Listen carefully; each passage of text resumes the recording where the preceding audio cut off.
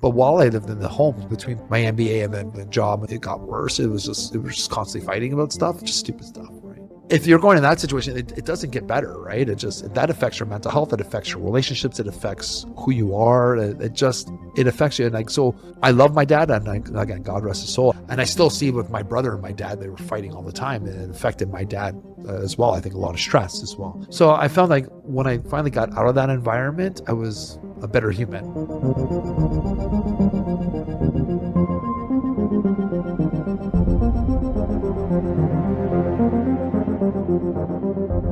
Welcome back, everybody, for a brand new edition. This time we're not talking about DEI. We're back to real estate, things that actually help you understand what's going on in the market and the conversations around it. And something that's very interesting is that a lot of people have this idea that they can't afford a house. Sometimes they could, but they choose to live at home. But when they decide to do that, there's a stigma around it, like where you're a grown adult, you're still living with your parents, and you're trying to like venture out. So we're with Mr. DC here to talk. You have to take a note to see who you're talking to? Huh? Sorry, it looked like you had to read my name on your list. It's like, we're episode 128. You don't remember my name by now? What's going on, brother? No, did I look like I did something? Yeah, really? You look like I'm with. Oh no! I was just reading something, and like as I was introducing it, so my bad, guys. We know the DC Talks podcast. With Mr. DC. Should know by now. What's up, brother? We're back suited and booted. You know what I'm saying? So DC, let's talk about this, man. In our generation now, conversation that goes around is that people can't afford to buy a house.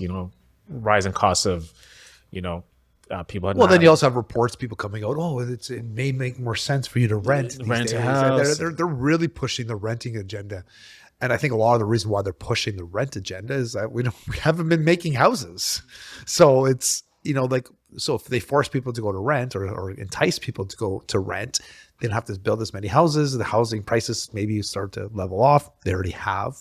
But yeah, I can see that. So why is there still a stigma around living at home when it could make sense for you to actually maybe live there for a couple of years? Well, there's no stigma in the Italian household. So it's like a cultural thing. It's a cultural thing. Mama wants to keep you as long as she can. She's feeding you. She's feeding you. She's giving you Genetti's. And if your daddy's a little girl, he's keeping you home too. Yeah. So in the Italian culture, it's like, I remember when I did my MBA and I came home and I was looking to probably rent, and my family's just like, "What are you doing?" Like, and I'm like, "Oh, like just save money, just live with your parents." And then you make some good money, save up some money, and then you go, and instead of renting, you go and you buy. So that was the advice I got when I was younger. I lived with my parents for a couple of years, and then at that time, Natalie and I got back together, and I think it was 2004. I finished my MBA, started working, and then we started dating again in 2006, and we bought a property in 2007. So it took us a little bit. So we did that. That strategy was living at home. We weren't 30 yet. She was actually renting at the time. But in today's culture, like I was saying to you, I think the median age for first-time home buyers is 40 years old. 40 years old. It used to be 34. That's median, not average, right? And I was a report, something like that. It's in their 40s. So people are taking longer. So there's a stigma. I think the stigma is becoming less than it was because people understand, but I think more people want to have their freedom. You're in your 30s, you want to take a girl home. We're like, all right, well, just make sure we don't wake up mom and dad. And that's okay when you're 20s. I don't know. It's, I think that's where the stigma comes, because it also, if you're even able to rent, it tells your partner, that you're whoever you're going to be with, is that you are responsible. You're able to pay bills. You're more of a catch, right? But think of it this way: like, well, if you had your own apartment downstairs and you had to live with your parents and you're not paying rent, well, I'm also saving money. But the problem with that is sometimes you never leave, and you get too comfortable. You get too comfortable, and I've seen it too. There's one guy in my neighborhood, back in Sarnia, lived with his parents, right? Because we moved in Sarnia around 2005, and he was living in his parents' basement, and I can say he was around maybe 30, 36 at the time, 38. And he never moved out. And his parents passed away. And he That's what it means. And I just said died. Like, and they died. I just want to give them some respect for, like, they passed away. I mean, due to old age, and he took over, right? So he was very So he inherited the he home. inherited the house, He right? took over. What is going on with you today, man? The words are just not flowing right. They're just like, and they took over. He took over. Yeah, took over. Okay, so okay, he Just inherited because the home. the thing is, I know him personally, and like I know his attitude. It was more of like a takeover. That's why I say that. But just like Was he spiking their food with shit to make sure they die this guy faster? he wasn't even respecting the neighborhood. Like typically, like the city planted these trees when the subdivision was built, and they just never everyone's tree grew, but then he cut his. So like when you're driving on his lot on the neighborhood, that whole tree is like cut to the bottom. I was like, why do you do that? You're ruining the curb appeal of the entire neighborhood. But he's just sick in the head. That's what this type of guy is, you know? Yeah. But so when the parents passed away, he now took over and he's not really friendly. He's just kind of like very isolated and everything. But it does bring up the good fact that we're talking about here, that this idea of living at home, it's like a Western ideal and not like more of like a like European, even Asians too. Like, So I would also be cautious. Yeah, say Asian, the cultures. It's like, so we've seen this happen. It actually backfires. My old neighbor on Royal York, her and her husband got divorced. I said, well, what happened? She said so it's Italian cultures, like when they got married, like, you know, if you didn't have a place to live, like your family would always invite you home. You hear about, it's less common now, but in the past you heard about young couples. So they get married a lot of times in their 20s. They would go live in their parents' basement. The problem was the husband was still with the mom, and the mom was a little boy in that kind of sense. And the wife always felt that she was second fiddle to the mom. And finally, when they eventually bought their house, he still carried that with him. Like he kept his mom as a number one. That's right. So it really affected the dynamic of their home, and it carried through to their new home, and they just never recovered from it. So you do have a risk, and there are risks of staying home too long and then assimilating into your culture, not really growing out of that, right? And like when you get married, your significant other needs to be number one. Obviously, the first number one is God. That's just plain. You should just be number one. But if you're atheist, you don't believe that, I feel sorry for you. But if you're atheistic, your number one should be your spouse. Number two comes your kids. Then number three goes your family, like your parents, your siblings, etc. I find that even, you know, some people in our own family have a problem with that. They find that just because you're married, we're still your family. Yes, but my wife comes first before my kids. And my kids always have a blood tie to me. So it's like your wife, you always have to, it's a relationship you constantly have to nurture with any relationship. It's one that there's no ties, technically ties, other than, you know, your marriage together. So I find people forget that, and you have to work on your marriage. You have to work, any family life, you have to work on your relationship. So if you allow other people, and it might be in good intentions of always interfering in that relationship where you're supposed to be number one, your spouse can feel like it's number two, and it just sometimes just never recovers. So that's also risk. The other risk you have if you're not married, you get too comfortable living in that home, like your friend did, or my brother, and they don't really grow up.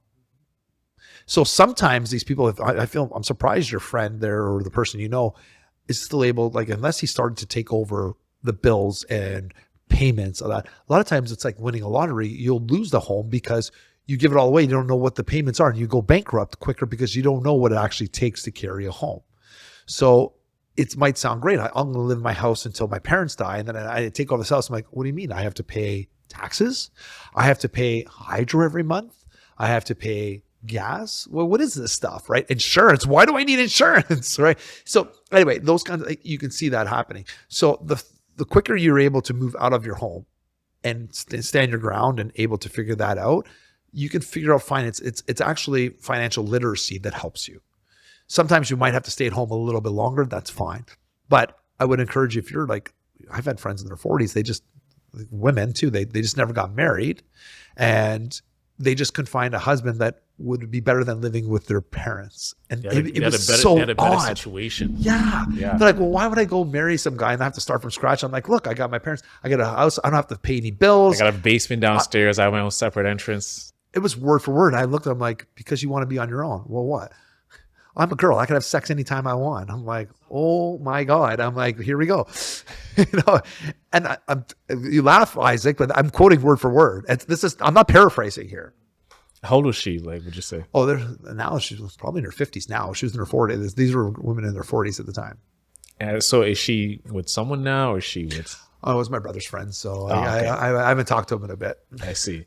Yeah, and I think as well too, where a lot of young people are seeing it, they're missing out on their youth, right? So when you look at your life and you're comparing money, saving money versus actually living your life, there's like a massive opportunity cost that goes with it. For example, if I decide to go back to Sarnia, right? I grew up in Why Sarnia. would you go back to Sarnia? Exactly. But I can look at it like, wow, I have the whole basement to myself. I have my own living room. I can set up like a home office recording, everything like that. But there comes a lot of, I won't say nagging, but there's now like a burden of responsibility that I'm putting onto myself Well, where think of it your parents' way. I should be moving on. No, but think of your parents. Like I remember my dad came to me. One of the reasons why I did my MBA was like I was working, but he's like not where I should have been in my field. And he's like, either you start paying me room and board or go back to school and make something better of yourself. Contribute to this family. You're not coming. And I like the fact that he's like, you're not coming here and just being a freeloader.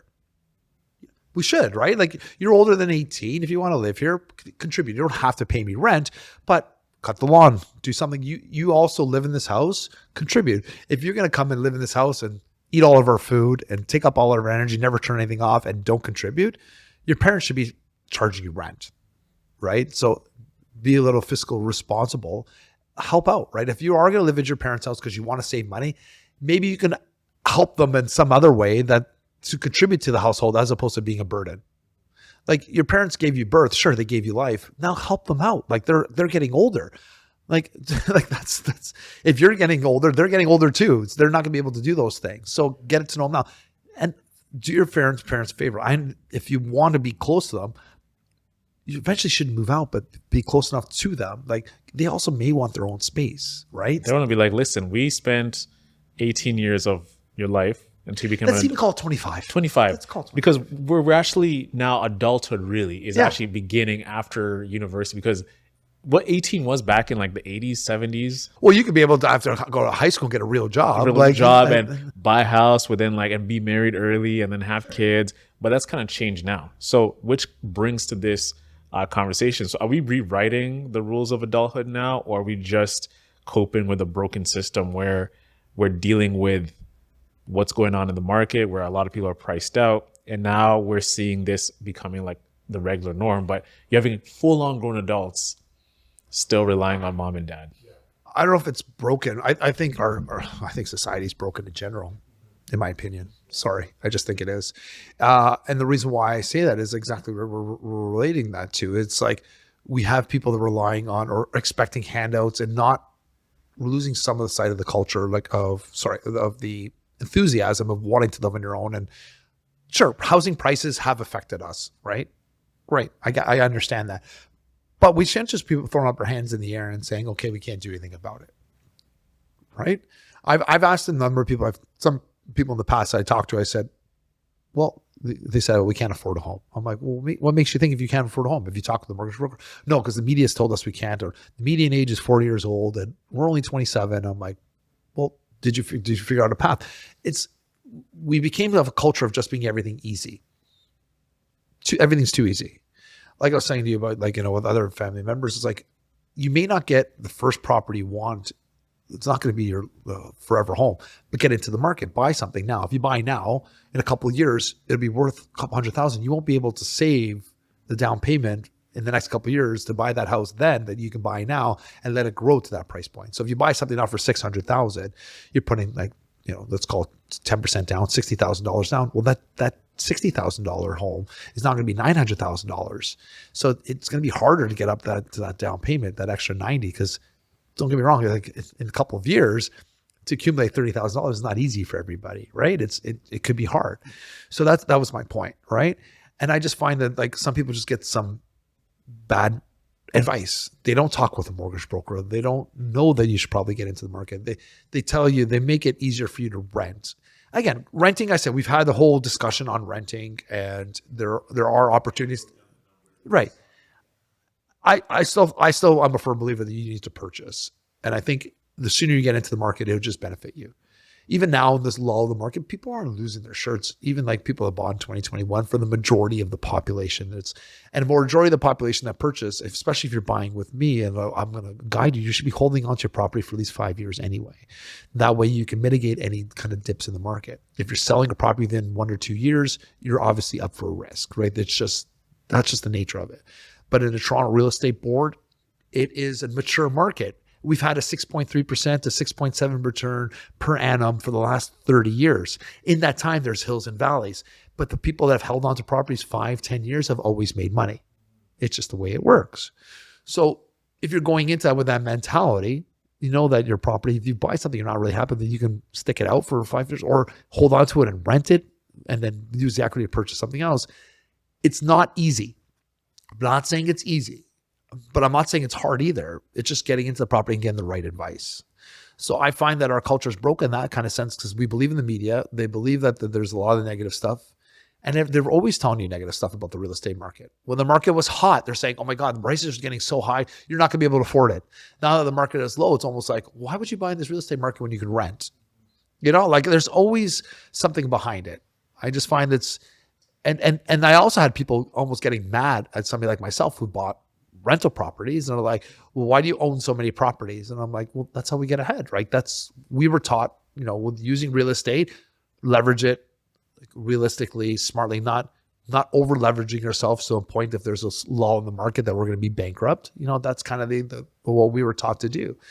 And like I've seen people get mad at me, almost like the jealousy. Well, you should be selling those properties to people that need it. I'm like, well, we're renting them. They're fully rented. That means I'm helping other people rent that they don't need, that maybe can't afford. They're trying to build their equity to purchase, or they're maybe not happy with the area. Well, there's other situations.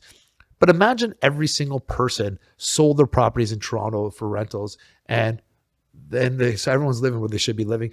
And then the government had to step in and just make more and more rentals. It's going to cost you more money. The rent is going to be more and more expensive because they can't afford to build the rentals, right? That's also what we're told. The reason why we get tax breaks is like if the government had to step in and give everybody rents that you are offering them, it's going to be too expensive.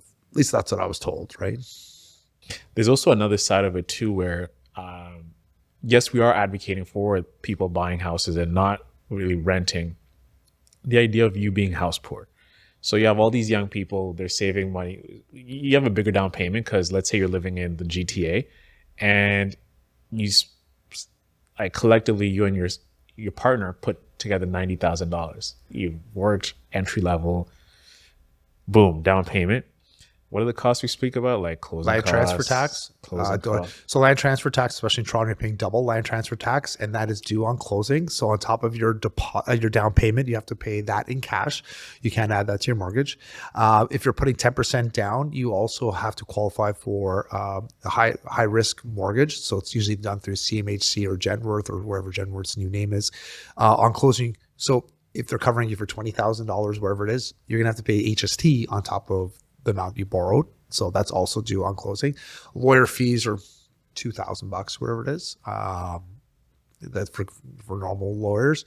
And then if you have any incidentals of which like any disbursements that the owner's already paid, like taxes, they prepaid stuff or maintenance fees, those are also due on tax. So again, it's not just the down payment. Yeah. So that's, and where I was going with this is like, that's another hindrance for people extending their stay with mom and dad, is because there's that being house poor. Like you got the house, but then there's people living in there so long that they've missed the market which they purchased, and now they're just kind of stuck there because now how many people are actually looking for, like, that are staying with mom and dad are actually setting aside a nest egg for them to move. I mean, I think where I'm seeing things is that people are focused on getting the house first, buying the property, and then what happens? I had two friends of mine. I went to university with them. He emptied at least $200K of his personal savings to buy a house. Right. By the time they actually got the house, they couldn't even afford furniture. You know what I'm saying? Like they didn't have anything to spend upon.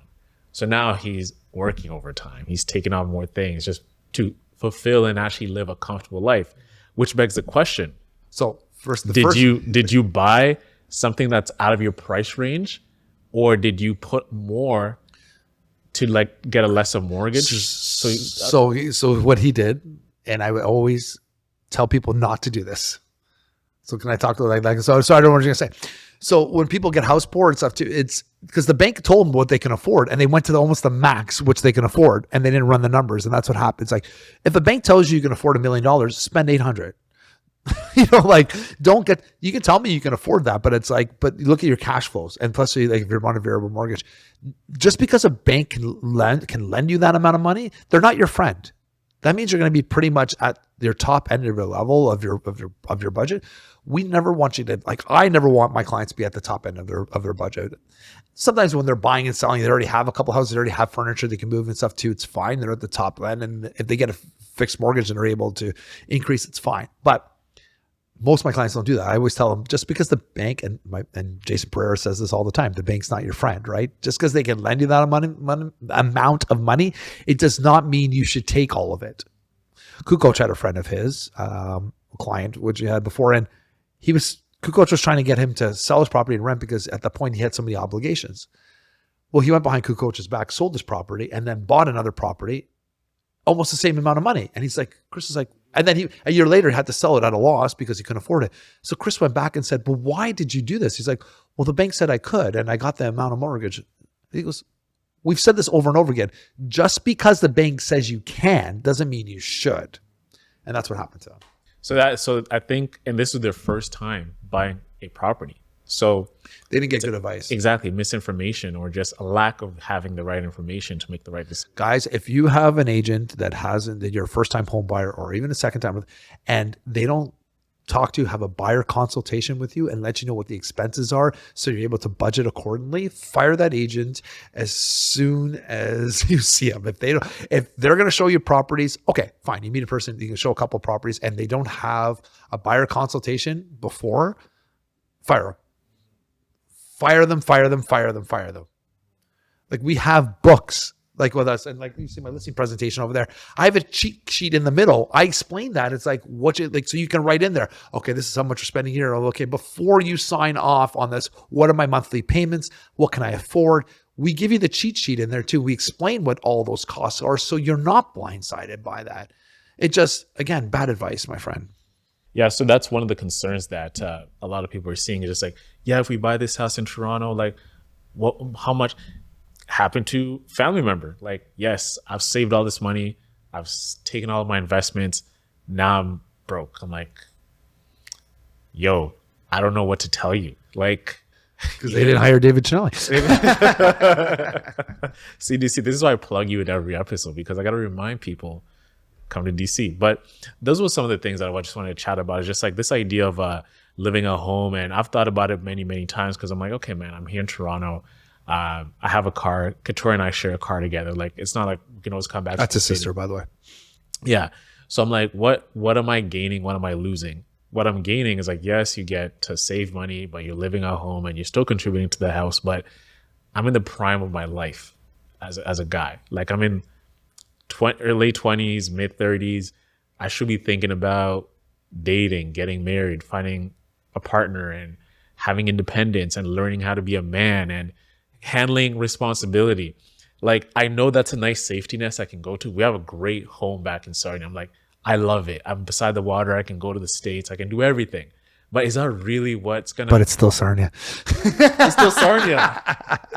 Would that be different if I was in Saga? If I was in Etobicoke? I mean, probably. Yeah, maybe. Yeah, but I think my parents had a great home in Woodbridge. I'm not a Woodbridge guy, but it's like they had a good home in Woodbridge. But I'll be honest, I couldn't live with my parents. I love my dad. God rest his soul. But we were just at ends and stuff too. For I don't know, Italian houses made me different. You know, like it was just. Yeah, I couldn't wait to leave. So, I don't know. Like when because again, I was independent. It was funny. Like when you get your independence, and again, I lived in the States by myself for 4 years with roommates, obviously, and then I did my MBA. So basically, I hadn't lived at home for a while. Even I took after I graduated from OAC from St. Mike's, I took a year off and tried to get better. I had a scholarship, but I turned down to try to get a different school and just played. But I was basically living on my own. So from when I was 20 and I came back to like 25. Basically I lived maybe 19 I was living a lot on my own. Even the 1 year I lived with my parents, I was living on my own. Like I'd cook on my own. I'd go play hockey. They never saw me. So to come back and when you have a taste of the freedom and going back and then having like somebody who, listen, it was his house. Don't get me wrong. But like, when are you going to be home? Why are you doing this? And it's kind of like, the questions. For that alone, I'm like, come say, if you're going through that, guys, come and see me. We'll get you into a place of your own. Like, even if you have to rent, that's fine. We do rentals. The But mental burden you go through, it's worth the money to live alone. well, even Natalie said, she goes, when we moved, then she's like, you're so much different. That was so different when I left the house. Like, just when you're constantly fighting the stress and the stuff that was happening in the house, it was family stress, right? And like certain things. And like, yeah, my dad and I argued a bunch. I think our relationship was better after I left again. Usually when I left, it was better. But as you get older, you also mature. But while I lived in the home between my MBA, even between my MBA and then the job and Natalie, it got worse. It was just constantly fighting about stuff, just stupid stuff, right? So if you're going in that situation, it doesn't get better, right? That affects your mental health. It affects your relationships. It affects who you are. It affects you. And like, so I love my dad, and again, God rest his soul. It's not anything. They're just different clashing, right? And I still see with my brother and my dad, they were fighting all the time, and it affected my dad as well. I think a lot of stress as well. So I found like when I finally got out of that environment, I was a better human. And it was regardless of the amount of money. There was no amount of money that you could have paid me to stay there. And again, it wasn't a bad relationship. It wasn't abusive. He wasn't negative. It was not like our families were negative. It's just, you have two people did different things, just clashing, just constantly clashing on certain, it was just one of those things. It was his house. Like, he would remind you of that. This is my house. I want this. I want that. And I was like, you don't feel like it's your own, right? So that also adds to your own stress. It's like, I want to do this, but I can't because my parents' home. When you own your own place or you rent your own place, it's your own place. You don't want to clean today? Fine. I would suggest you do that. You don't want to make your bed? Fine. Like certain things. Yeah, I would say you can't move in and expect to move the furniture. Like, It's not your space. It's not your space. Like, you can't do anything. Any parting words for those individuals who are living at home or considering moving back home? Some things they should factor into those decisions before taking a plunge in either direction. 100%. So the first thing you always want to do is have a plan, right? So you should probably be looking for any independence. I'm sorry, you should. So whether it doesn't need to be now. If you're living at home, that's fine. But while you're living at home, are you saving? What is your plan? What is your plan to do? If your plan is to stay with your parents the rest of your life, hey, that's your plan. That's fine. At least you know it. Admit it. But if you are going to plan to stay with your parents, help them out. That's my plan there. But if you do want to move out, talk with a realtor. Is it better for you to rent or is it better for you to buy? Again, I tell you my opinion, but listen, sometimes you just need to rent for a little bit to make sure you are able to keep your head above water, maybe accumulate some furniture. So when you're ready to buy, you're ready to buy. But my plan for you would always be, if you rent, try to rent within a year or two and then think about purchasing, because now you're starting to pay off your landlord's mortgage when you can be paying off your own. So talk with a professional about that. Talk with a mortgage broker as soon as you possibly can. And that way, even if you're not ready in a year or two, maybe 3 years, they will help you with that plan and what to save, what you need if you need to build on your credit. But the ultimate goal is your independence. You want to be independent. Whether it's you and your significant other, you want to move in together. When I say you, I don't mean just you by yourself, right? So get you two together, and it's better off, I think, in the long run for you to own your property as opposed to paying for somebody else's mortgage. Well, hope you enjoyed today's edition of the DC Talks podcast with David Chinelli. I mean, listen, assess your situation and make the best decision for you. But ultimately, it always leads down to the same path of you owning your own space. And that's what's going to help you build a more successful future where you're just not working on rent for a long time. You actually own your home. We'll see you next week for a brand new episode. I've been your gracious host, Agent Double O, Onasinde, and we'll see you in the next one. Peace out. Peace.